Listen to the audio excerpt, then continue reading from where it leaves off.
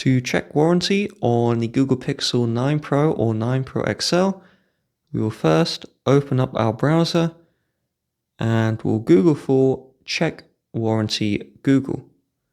We will see the Check Warranty Eligibility option, and then we should see the Start Warranty Helper.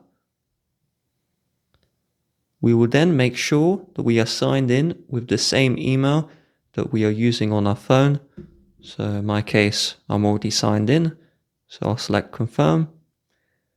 We will then see Choose the Product. You're going to select the Google Pixel and then select Continue. And then we'll choose what you need help with, warranty status and options. And then we'll select Continue. And so it will show all of your Pixel devices here automatically, and we can tap them to select. But if it doesn't show your device, tap I don't see my device, and then if you open Settings, scroll to the bottom and select About Phone, and then if we scroll down, we should see our IMEI number, which we can long press, and then we can copy that one and provide it to Google. If you need the serial number, where the model is, you tap on Model, and then you can long press that serial number.